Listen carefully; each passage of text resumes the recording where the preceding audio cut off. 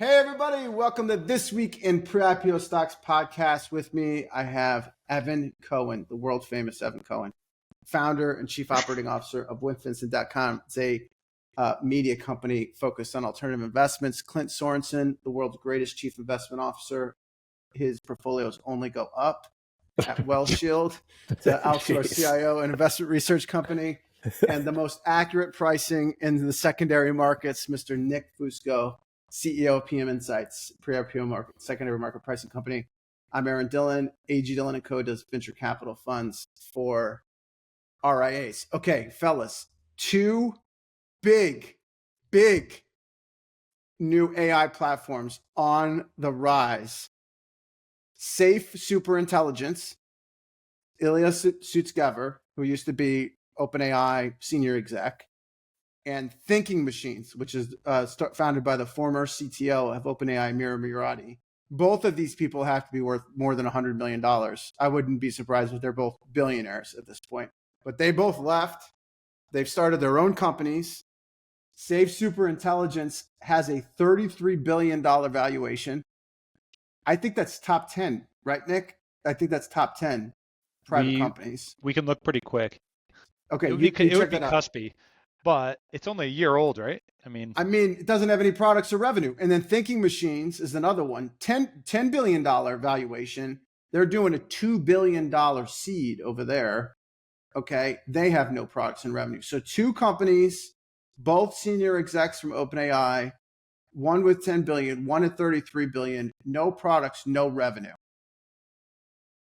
My question to you, Evan Cohen, is would you invest into these two companies? What do you got? Quick no. Good.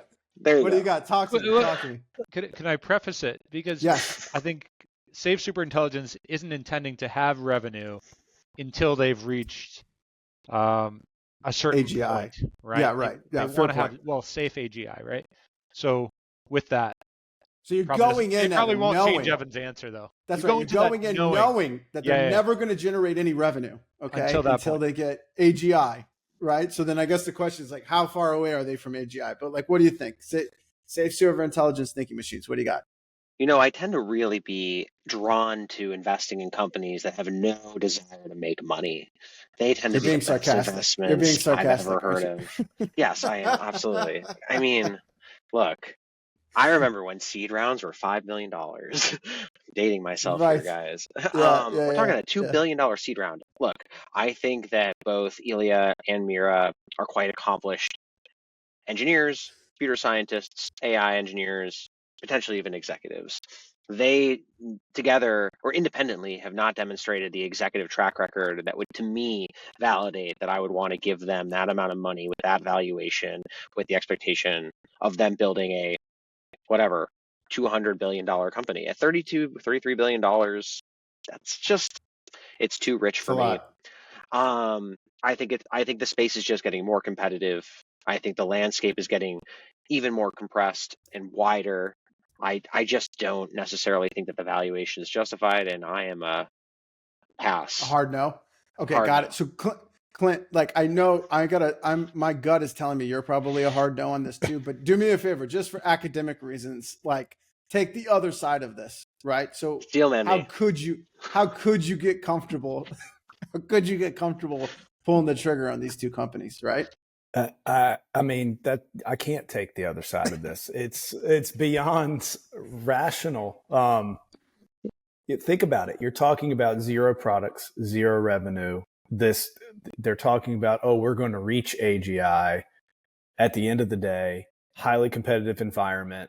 I don't even know how they're valuing these things. Like, I don't know, like, what's the metrics that's like, okay, we're raising this amount of money. It's going to go to buying these amount of GPUs, whatever. Yeah. Maybe that's the calculation of the calculus, but I see that as highly suspect to begin with. I can't arrive at the valuation. I couldn't arrive at, I could see this if they were raising with the hype, $2 to $3 billion valuation with nothing, right? I could see them raising with that hype, but they're raising because they have to they're planning on spending a gigantic sum of money and your bet is that money solves this issue. Right. And the more you can scale, the more GPUs you have, the more compute you have. If you have some smart people at the helm, you're saying you're going to reach AGI faster. I think they're too far behind. So that's my opinion. Yeah. Unless they know some sort of secret and the AGI has already been discovered, not rolled out. And so they're just like, hey, we're going to, hey, Mr. and Mrs. Investor, we've already discovered AGI. I did it at ChatGPT. We couldn't roll it out for these reasons. That's why we're going to roll it out in a safe way. I was the architect behind it. I can do it. Give me 12 to 18 months. Then I could see why some of these big name firms are like, yeah, here's some capital. Do it. Right. Yeah, but that's a long shot.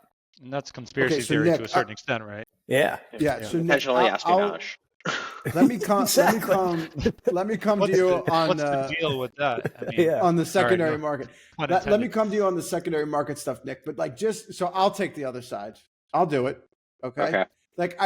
To me, this kind of falls in the same bucket as OpenAI at 300 billion, XAI at 113. Now they'd probably be closer to 150 in a couple months' time, right? Even like Figure AI at the 39.5 post money in that last round. Like, to me, I think they're backing into a valuation, right, for the amount of capital that they need to actually do the work and not like totally dilute the employees of the company. So it's funny math. This is like venture capital math, right? So there's no there is no like rationale to why there's a number. The number is, Clint, to your point, like, I need 18 months and $5 billion, okay, to build this AGI solution. I need $2 billion now. Here's my benchmarks that we'll work towards. If we hit those benchmarks, I'm going to come at you for another $3 billion, right? And then I think we'll have AGI, and that will be worth $100 billion, $200 billion business, right? And then all the math will work out once we're kind of on the other side of that. That's, I think, what's happening, right? Is that fair? I think so. And let me ask you this. How much do you think Ilya and Mira are investing in their own companies? Okay, so that's an interesting question. First of all, I do think that both of these guys are probably billionaires. Sure. Okay. So even more. So they're a billionaire. You're Ilya. You're raising $2 billion and you have $1 billion of cash in your bank account. How much are you investing in your own startup? How much skin in the game are you putting in there? I have no idea, man. I would think, but to your point though, maybe that's what these VCs are doing. Like, hey, you guys got to write a $400 million check, $500 million check of your own money, right? That would make it more comfortable. That's the steel man for me, right? Like, if you sit here and say, I'm putting in 80% of my net worth, and even again, when you're a billionaire and 800 million is a lot, but still it leaves you with 200 million. Like, you make a mistake, you still have 200 million is a lot. Like, you're worth $1 billion, and you put 950 million in, you're like, I'm all in. Like, that's how confident I am. Okay, you know what? Maybe I might throw some money alongside that, but outside of that, not buying it. This is one of those things where you come back in 3 years or 4 years time. They actually do AGI, right? It ends up being a wild success. And then everyone looks back and be like, oh man, why didn't I buy into Safe Superintelligence at a $33 billion valuation, right? Like, that would have been incredible.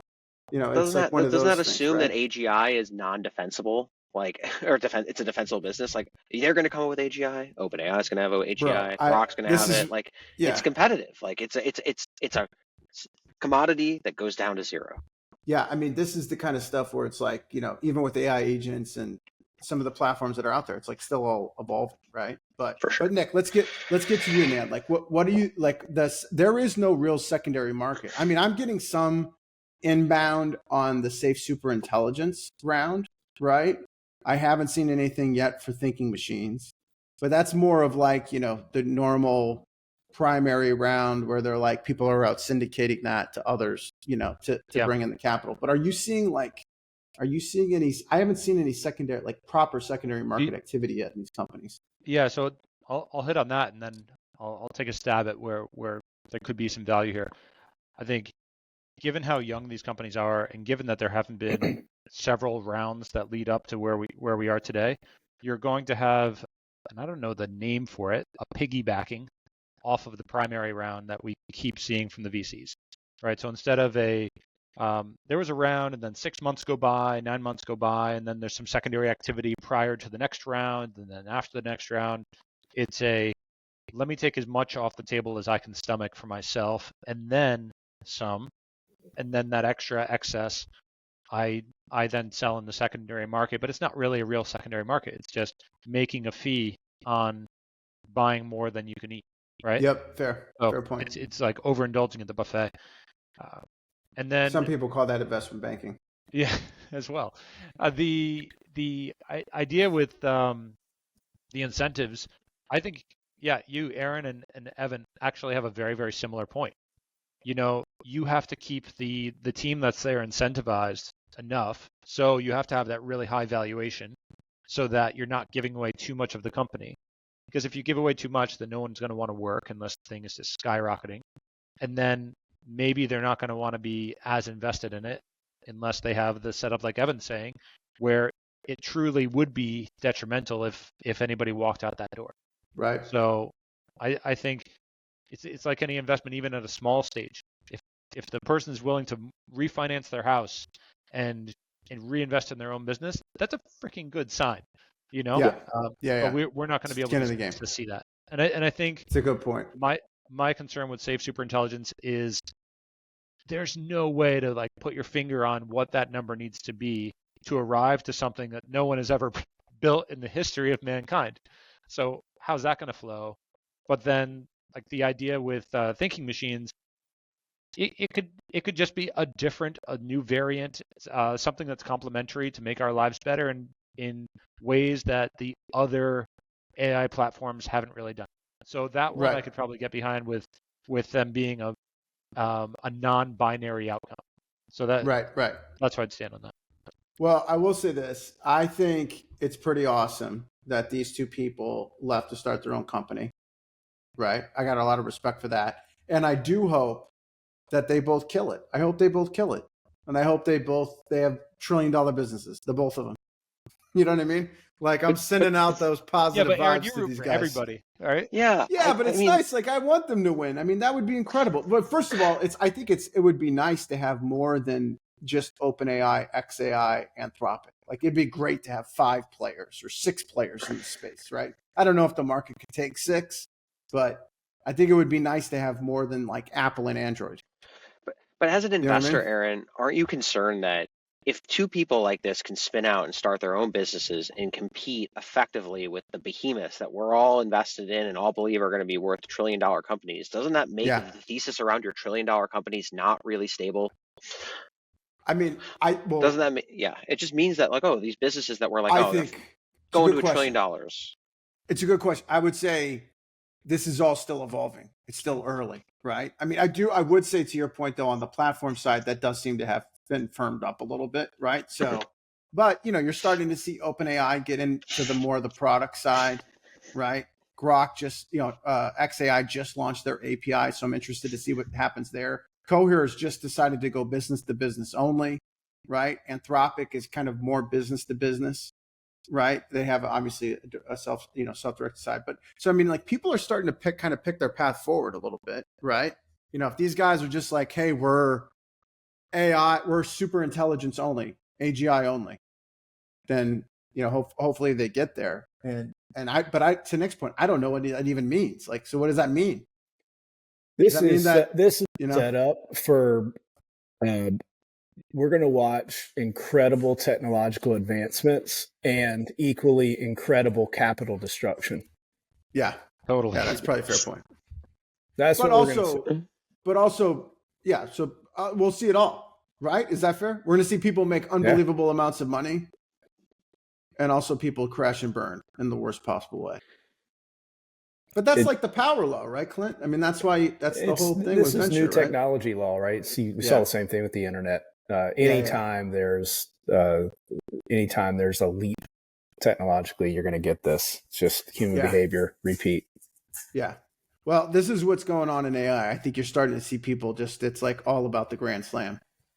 It's all about the Grand Slam and the bottom of the ninth in the World Series. No one really cares about, singles and doubles and getting base hits.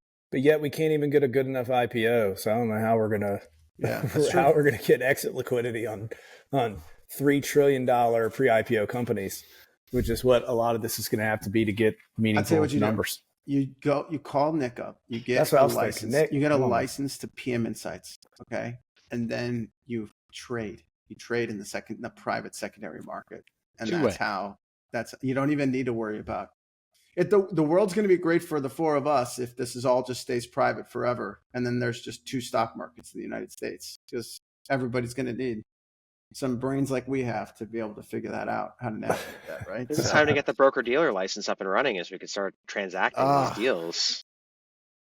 No, thank you. You need a strong constitution for that. That's for sure. That's for sure. So okay, fellas, let's talk tariffs. So I don't want to get into, we probably will, but like, I don't want to get into like good, bad, what's happening. Should it have rolled out differently? My thing is, we kind of hit on this a little bit. It's like, where are the opportunities? You got $50 million today of investor money, and you got to buy pre-IPO stocks and play this tariff thing. Do you deploy it now? Do you wait 6 months? Are there certain themes that you're thinking about? Is there certain types of technologies? Like, where are the opportunities, right? Like, so Nick, maybe I'll ask you, like, does anything come to mind through all of this? Like, what are your thoughts on where the opportunities might exist? Sure. I would lean very heavily into IP. So where, it's not going to cost a ton if we're manufacturing it in the US versus elsewhere. And all the value from the product is really from the IP that's domestically driven. Yeah. So I don't necessarily care if it's software as a service or if it's on the rail. But, if the value of the end product is predominantly just born here in the US, I like that. Okay. So IP driven products. Clint, where's your head at? I kind of look at it across three major mega trends that are happening. Number one, I think tariffs are just a symptom of broader deglobalization and regionalizing trade for the U.S. It's just important to do when you have a deglobalizing world, and COVID, demonstrated the issues with broken supply chains. Tariffs, I don't know why that's the chosen path. It just is what it is. So, but deglobalization is the big trend. And so the investments I look at there are what are going to make us competitive from that perspective. Number one, I think you're going to see deregulation in energy. So I like shipments of liquefied natural gas. A lot of these deals being negotiated across the space have to do with liquefied natural gas. We're sitting on over 100-year supply. I don't think it's drill, baby, drill for oil. That's going to be dictated by the price of oil and the producers. But I do know from a natural gas perspective that I think infrastructure investment around port cities and then infrastructure investment from rail to port, it's going to be really, really important to shipping off liquefied natural gas to these other countries, to our, to the countries that negotiate fair, quote unquote, fair trade deals with us. I think tariffs are upon used for some of that shipment. So I do like that. I like AI infrastructure. So anything that improves our infrastructure from an electrification perspective. I like data centers. I like manufacturing renaissance. I like automation. I like AI for manufacturing. I like just kind of thinking about the manufacturing renaissance through the lens of technology today. Not that we're going to be putting a bunch of people. Have you ever seen the Dave Chappelle episode where he's talking about, I want to own Nikes. I don't want to be making Nikes. You're talking about the U.S. workforce isn't just going to pivot and start working in, working manufacturing jobs. It's just not that simple. But I do see automation playing a big role. The manufacturing renaissance in the United States, in terms of money being spent there, has been happening for several years. It was happening under the Biden administration. I remember year over year in 2023, we were up 277% year over year in manufacturing construction expenditures. That is massive. That's money coming from the government, deficit spending being plowed into manufacturing, onshoring, reshoring, nearshoring. So right. I do think that's a huge investment. And I think there's a ton of ways to play it in the pre-IPO space when you look at automation, robotics, et cetera. I also like defense contractors like Andrew. I think in a deglobalizing world, you have to reinvest in your military and you have to have the ability to print money to do that. And we do, right? We do one thing really, really well in the United States of America, and that's print money. And it doesn't really matter your political cloak, right? If you're a Democrat, you print it and it goes to government and then somehow finds its way back in campaign contributions through nonprofits. If you're a Republican, you print money and it goes to the private sector, then somehow finds its way back to politicians through campaign contributions. It's just the world we live in. We print money. And so ultimately, I think you're going to print money and pour it into AI infrastructure and infrastructure in the United States and nearshoring and reshoring and military. And you want to be able to play these trades. And I think there's tons of opportunity in it currently. And then I got to quote Vladimir Putin, not my favorite individual, but I got to quote him. He said, whoever wins the AI race wins from a dominant regime perspective. And I completely agree with that. And so I think the U.S. has the ability to print trillions of dollars, quote unquote, and plow them into AI. And I think we're going to be intent, at least over the next several years, in winning that race, winning the compute race, whether it's quantum computing or AI. And so I think you got to be along for the ride there. Okay. Gotcha. So trend following. Yes. Mega trends. Okay. Deglobalization being the biggest. That's right. Evan, what do you think? Where's your head at? I mean, I don't know how I'm supposed to follow the guy who said America only does one good thing, and that's print money, and then quoted Vladimir Putin. So I didn't say just one good thing. I said we do one thing really well. Well, I didn't mean it. We do one thing and only one thing well, and that's print money. Which I'm going to try to. So I in a lot of ways, the things that both Nick and Clint said, I agree with wholeheartedly. When looking at the market today, the way that I picture it is I sort of have two sort of viewpoints of how I want to deploy my capital. One being into like long-term bets that I feel very confident are likely to happen. So for me, that's self-driving cars, that's nuclear energy, that's quantum computing. I'm like, all right, I want to put my money, spread my bets on those big themes because I'm quite confident that in the future, those themes seem plausible, and probably to some degree, some of them are less plausible than others. Quantum computing being still like the big, we're not sure, but to me, that's like a great bet, risk reward, where, low probability of it probably happening or being commercialized. There's a lot to figure out, but if it does, it could be a massive home run. So I think about that's like the long-term thesis betting. And then the other side of it is like, all right, well, how am I going to handle the tariffs and where am I going to put my money today? And to me, I'm focusing on tangible goods that Americans I know are going to want to buy that will likely increase in price. And that is homes. Anything related to construction, homes, and things around here that I feel like Americans are going to prioritize in their purchasing cycle, with inflation. If inflation rises or it even falls, this is where people are going to invest their money, in a world where things are more localized, less globalized. Having your home, having property, investing in those properties are going to be a big important infrastructure. The government has said that they want to make homes more affordable. They want to build. And so to me, I'm thinking construction, materials, wood, steel, anything that's related to construction, less commercial, more residential. Believe in and buying that. I also think that financials around mortgages and lending are going to be very, very interesting investments. Private credit continues to grow really nicely. And I think that in a world where the government wants to spend less, you're going to need to see private credit step in and provide capital for infrastructure projects, for private investment, for homes, things like that. And so I'm quite interested in looking at that sector as well. And that's where I'm deploying my capital. Wow. Okay. This was like three very different. This is not what I expected. We just said that, right? Well, the one I'm very, very curious at is I'm a constraint on a lot of what Clint said for development, right? So you saw that Jack Dorsey came out and said delete all IP law, and maybe that's part of the reason why this came to mind for me. And in effect, the barrier to entry for AI relies on information that's out there, right? And China has a much more open system that everyone can piggyback off of each other, and it's like very unwalled there as long as you're working within in the party. And in the U.S., you're going to have to pay person A for their information, pay person B for their information. And I don't know which incentive works better, where you're going to have the more communistic styled approach, where the barrier to entry is just very small because everything's already out there in the open or in their network, or if it's our side where, if you have access to the most important information, you're paying Reddit, you're paying New York Times, you're paying a data vendor or whoever it might be, the incentives are kind of still there. The barrier to entries are there that you can protect yourself with a moat. That's why I think that's so good. And I really think that's where my head should lead for the next phase. But then I hear Evan talk about houses and I'm like, that's just easy and brilliant. Like, it's so freaking logical. Because if the cost of everything is going to go up, the pre-existing supply of housing will naturally follow it as well. So yeah, I'd want to lean towards the technical aspect of what we focus on for the pre-IPO private stock market, but kind of agree. Housing market, okay, so commercial not market. to get Automation and housing. So Automation not and to housing get cheeky. Yeah, but we should just keep the existing infrastructure like as pristine as possible. These beautiful old buildings. Pre 1960s and 70s, but keep them alive. Yeah, for my money, I think that I'm very interested in AI agents.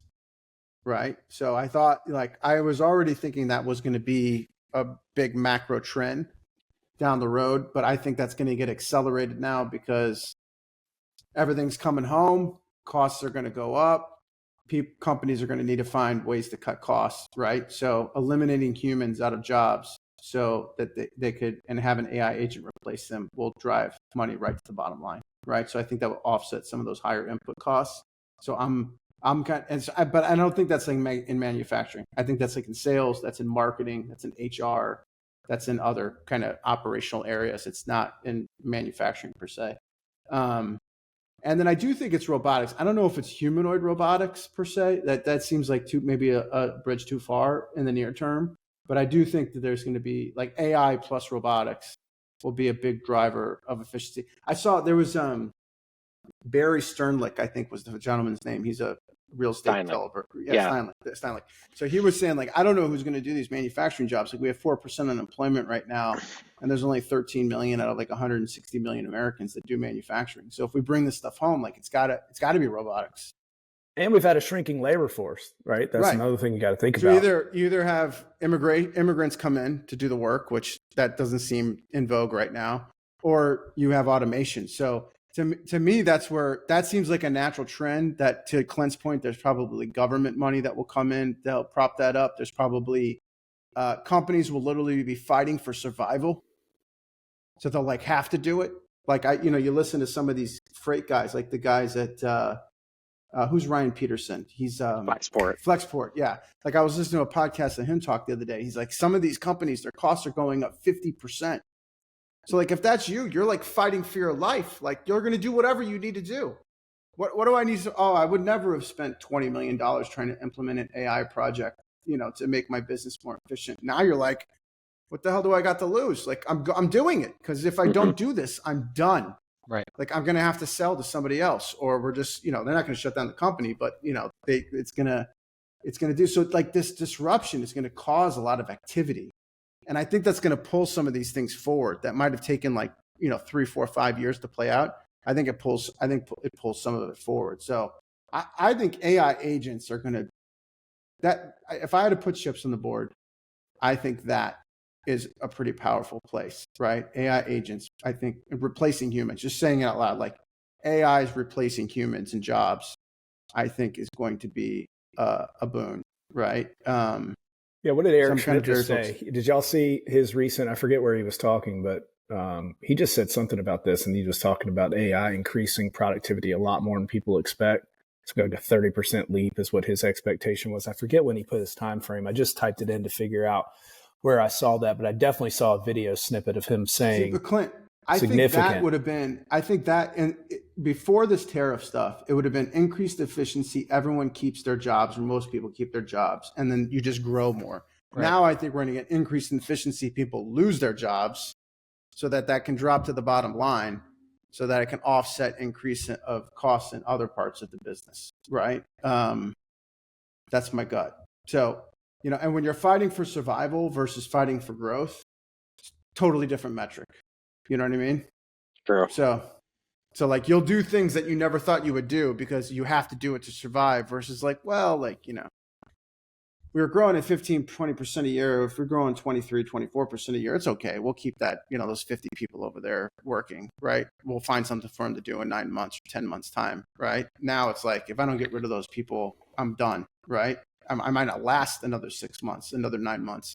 So I think this is going to be a massive acceleration towards AI. So all this stuff that we were talking about earlier, superintelligence thinking machines, applications of AI where people, I think some of the stuff is going to start to firm up fast. That's my thesis around it. So, But I do like, I got to tell you, if I wanted to be super thoughtful about it, I would be AI inference chips. Grok, it's a hard one to do here. Cerberus. It's hard to do in the US. Yeah. It's a tariff business though. It's hard. Well, so Grok makes all their chips.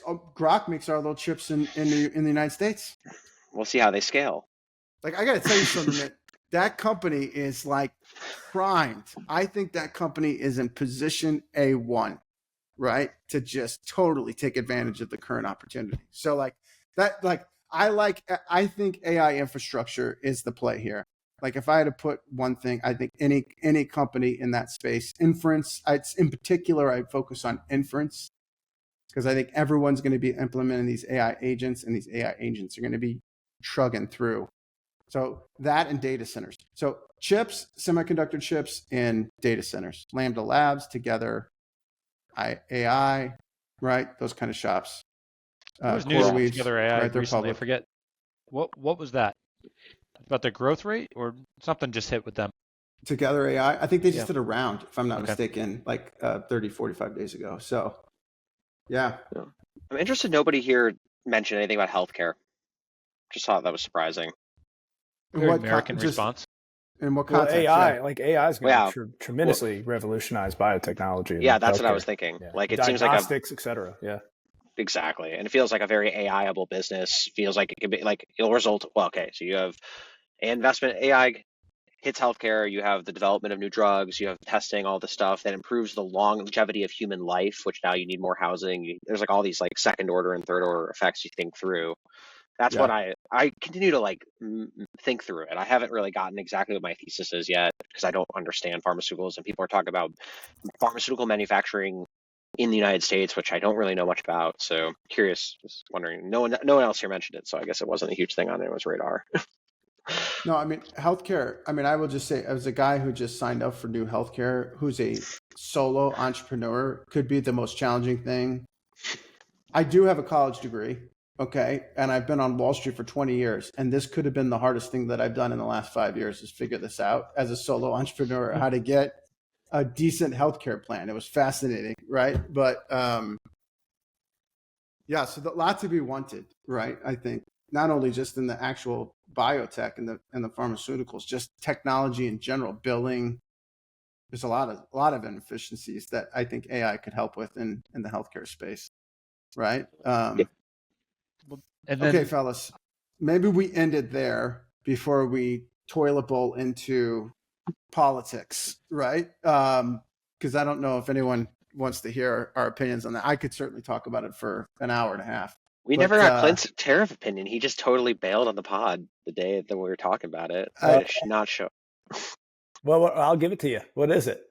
What do you think? Good, bad? I think it's just all noise and negotiation to try to sell more natural gas. Okay. You heard it here first. I got to tell you, I think it's like they were going to do tariffs. I just think the way they've gone about doing it's been very disappointing. Politics, multiple blood-sucking insects. Why do you expect any different? Go back to Pelosi.